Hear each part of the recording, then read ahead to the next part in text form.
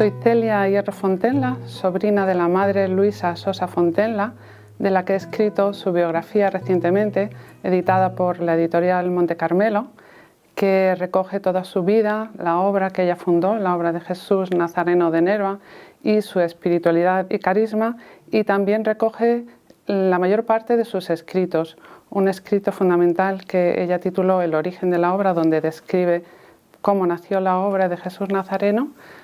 También contiene todas sus poesías y una selección de las cartas más importantes, que son como ventanas abiertas a su alma, por la que podemos asomarnos a su alma y ver sus sentimientos, su unión tan grande que tenía con Jesús Nazareno.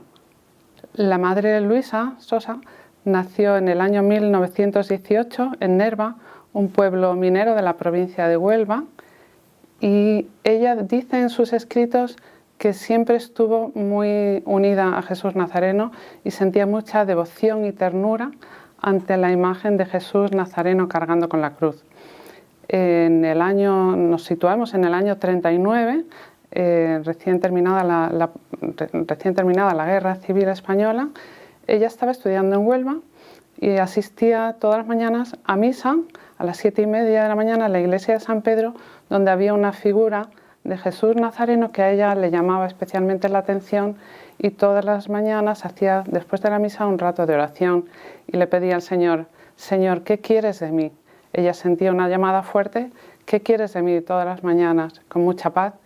Y una mañana del año 39, en el periodo de la Cuaresma, pues ella oyó claramente unas palabras del Señor, de esa imagen de Jesús Nazareno, que le decían: has de fundar. Y no le dijo nada más, no le dijo ni qué, ni cómo, ni cuándo. Entonces fue a su pueblo, a Nerva.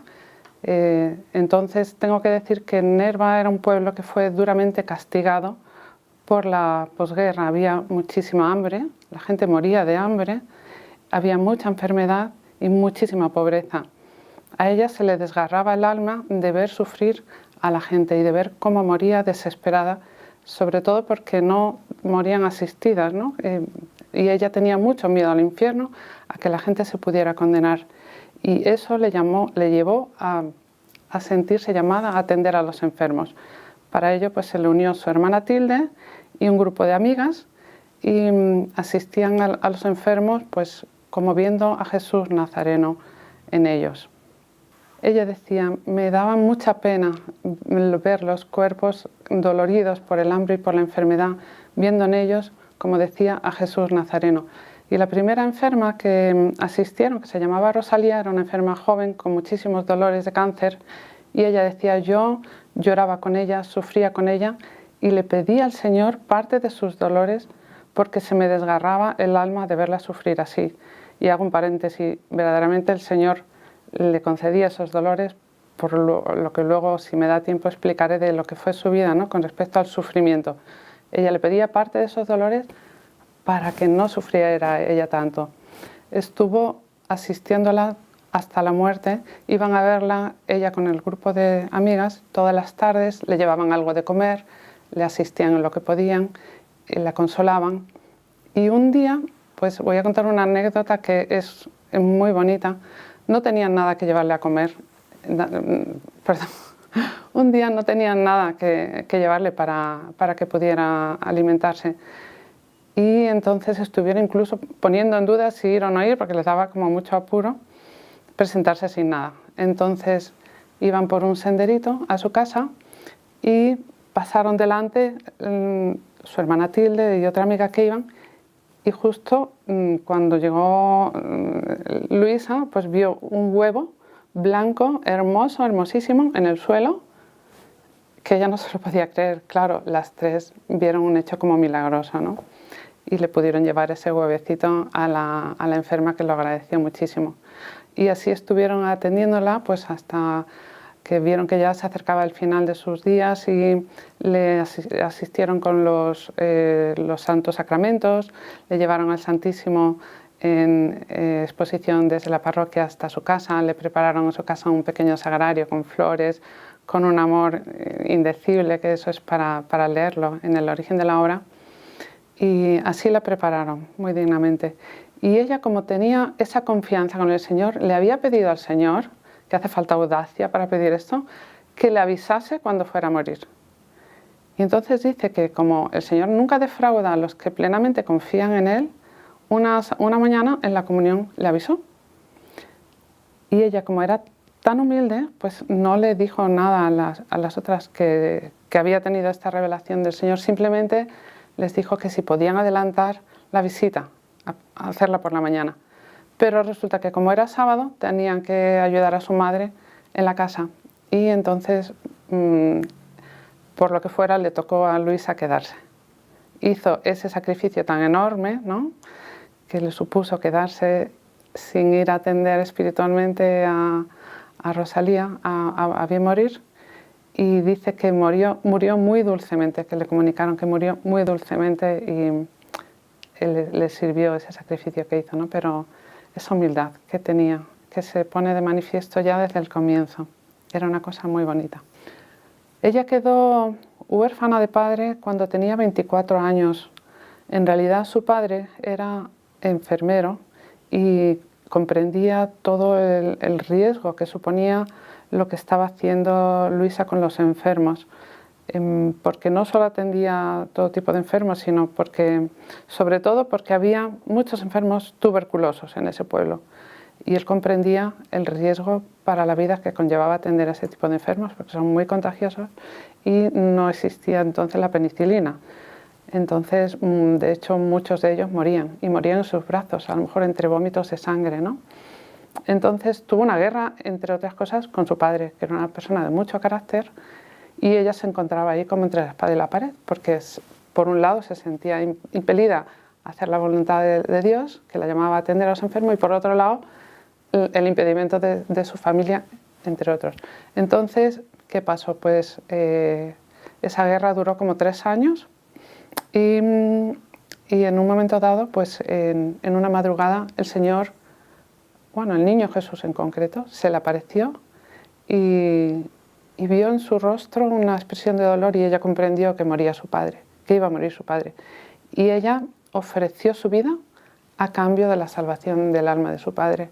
Y el Señor no quiso llevársela porque tenía una misión por delante que cumplir, pero sí que es verdad que ella sintió que su padre se había salvado. Y 2 años después murió su madre, que era una mujer que según ella dice que era santa, siempre fue ciega, tuvo unos dolores terribles de la enfermedad de Clavo, por glaucoma, más tarde por un cáncer de colon, y ella pues la acompañaba con mucho cariño, con mucha dedicación, con unas poesías preciosas que le compuso a su madre a modo de catequesis para prepararla para que ofreciera sus sufrimientos. Ella estuvo 11 años asistiendo a enfermos, dándoles de comer, haciendo comida para la gente, no solo para los enfermos, sino para la gente, las familias que venían a la mina, a trabajar a la mina, con toda la familia, sin posibilidades económicas, y entonces comprendieron que tenía que ponerse a cocinar, para lo cual, pues claro, cada vez necesitaban más recursos que no tenían, y decidió ponerse a pedir por las puertas, con la humillación que eso conlleva, y pedían, de hecho, en los viernes que era el día que pedían los pobres, porque querían hacerse pobres como uno más, pobre entre los pobres, ¿no? Y así estuvieron 11 años, como digo, hasta que en 1950 nuevamente tuvo una revelación, esta vez de la Santísima Trinidad, en la que el Jesús Nazareno esta vez solamente le dice una palabra: ancianas. Y en ese momento se le revela todo el sentido de su vida, con una alegría que siente ella inmensa, porque comprende que en esa palabra está encerrada toda la misión del Señor para ella. Hasta entonces no se le concretó, 11 años después de aquel as de fundar. Cuando se le presentó Jesús esta vez, pues es muy importante como lo narra ella en el origen de la obra, porque dice que estaba muy cerca, cerquísima, lo dice así 3 veces, y ella se sentía amparada y cobijada por la divina imagen que le transmitía una fortaleza enorme. y esto va a tener mucho que ver con el carisma de la madre, ¿no? Cómo vio ella a Jesús Nazareno cerquísima y el amor que le transmitía, la paz, la serenidad, ella se sentía muy cobijada y amparada por la divina imagen que le transmitía una fortaleza enorme. A partir de ahí, pues empezó a recoger la primera anciana, que estaba en unas condiciones deplorables.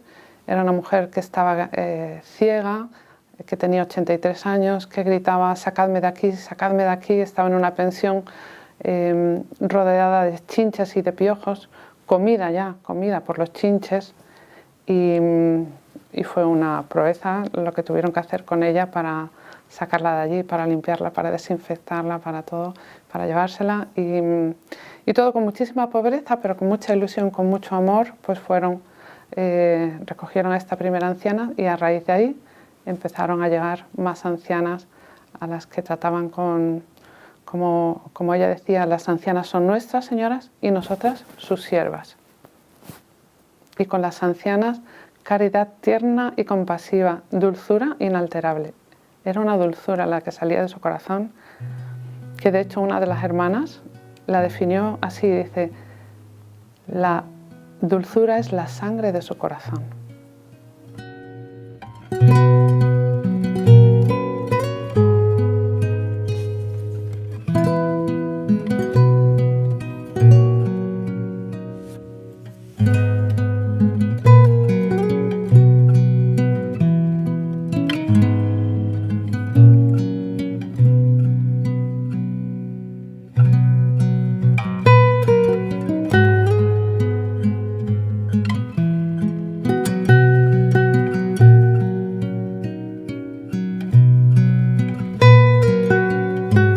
Cuando empezaron a recoger ancianas, pues ya tuvieron que alquilar un local donde acogerlas, claro, y se le fueron añadiendo más personas que querían también sumarse a esa actividad, ¿no?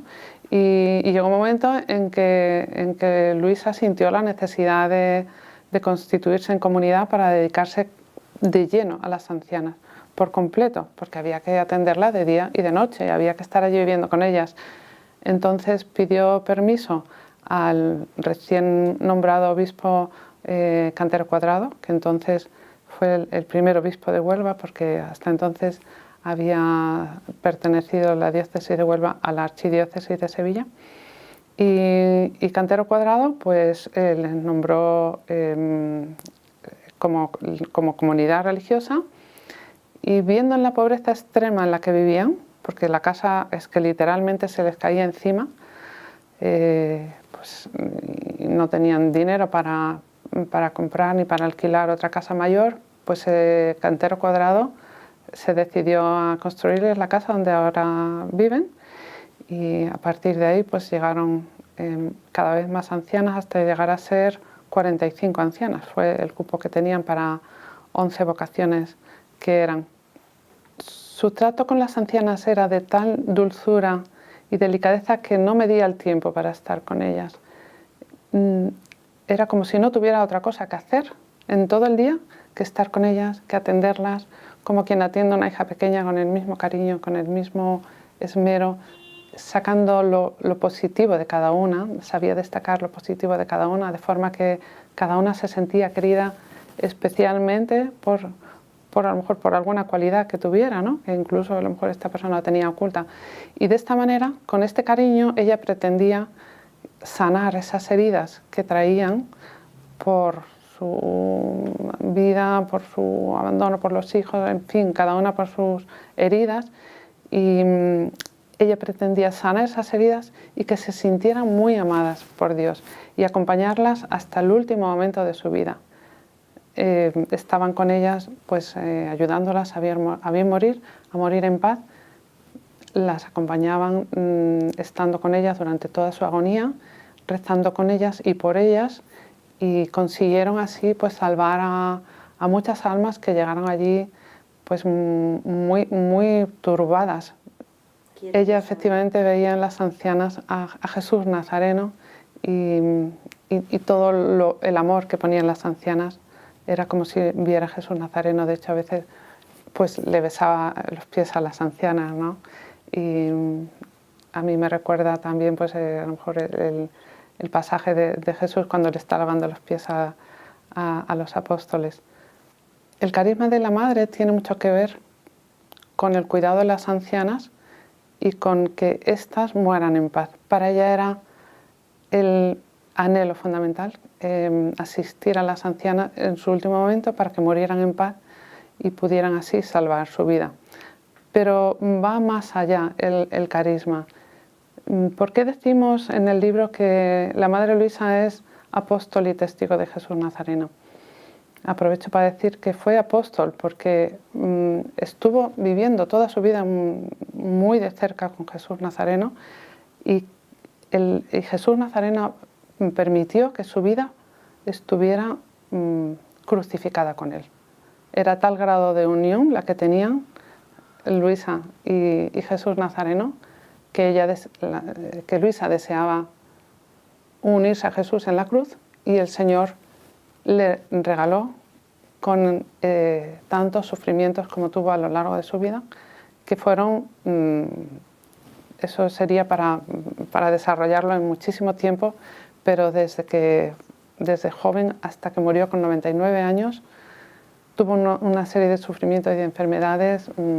Bueno, por solo poner un ejemplo, pues tuvo 2 infartos de miocardio de madrugada en su celda y por no molestar a las hermanas no les dijo nada hasta la mañana siguiente, o sea que era una cosa heroica. Bueno, pues como digo, ella fue apóstol de Jesús Nazareno porque el Nazareno era su vida, ¿no? Ella decía, queremos grabar en nuestras almas la imagen del divino Jesús Nazareno, y así lo vivía ella. ¿Y qué es lo que tiene que decir? ¿Cuál es el mensaje que tiene la Madre Luisa para el mundo actual, que vive inmerso en el dolor, con tanto sufrimiento y con tanta gente que se desespera, se sigue desesperando ante el sufrimiento, ante la enfermedad, ante la guerra, porque muere muchas veces sin la ayuda de Dios y le echan cara al Señor, le echan cara el sufrimiento que tienen.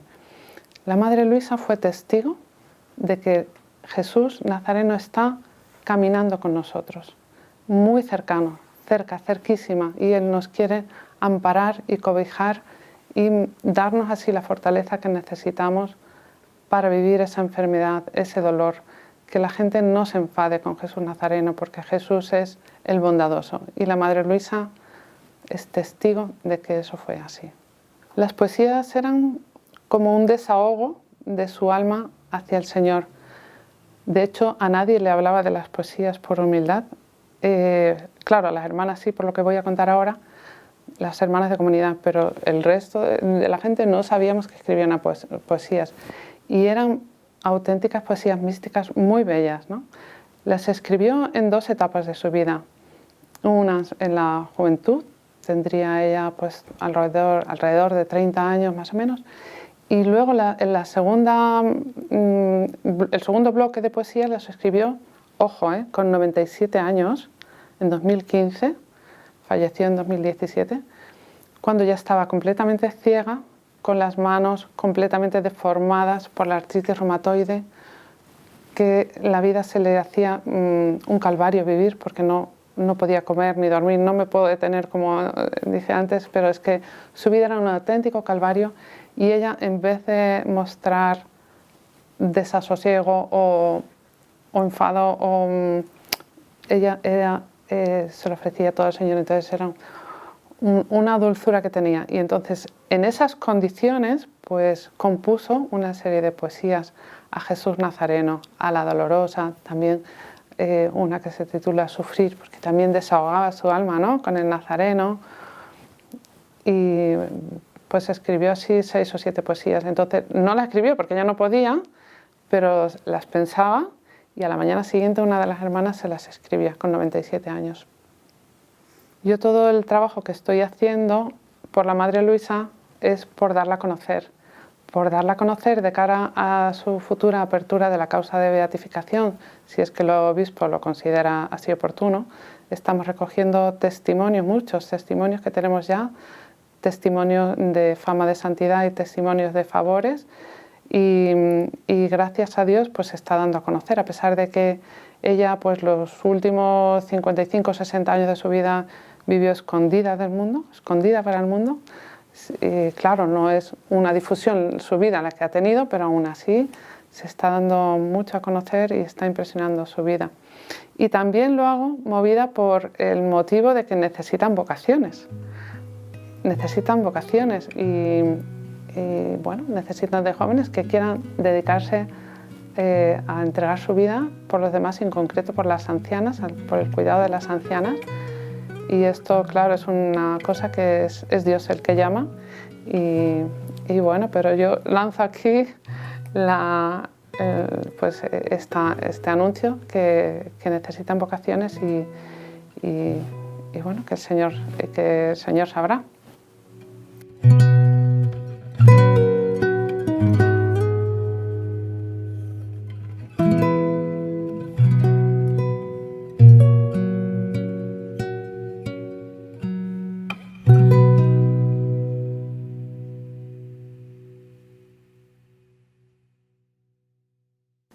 Mater Mundi no es una asociación, Mater Mundi es una familia que se dedica a compartir el Evangelio y las maravillas que Dios ha hecho en la vida de tanta gente. Te lo digo a ti, que ya tienes experiencia del bien tan impresionante que hacen estos vídeos.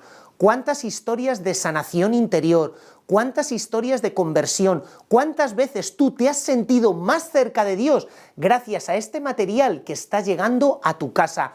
Por eso te pedimos que nos ayudes a seguir realizando esta tarea de llevar el Evangelio. Aquí abajo aparecen todos los datos a través de los cuales tú puedes seguir colaborando económicamente para que tantos voluntarios de esta asociación, de esta familia de Mater Mundi, puedan seguir trabajando y llevando su Evangelio a todos los rincones. Muchísimas gracias por colaborar con nosotros.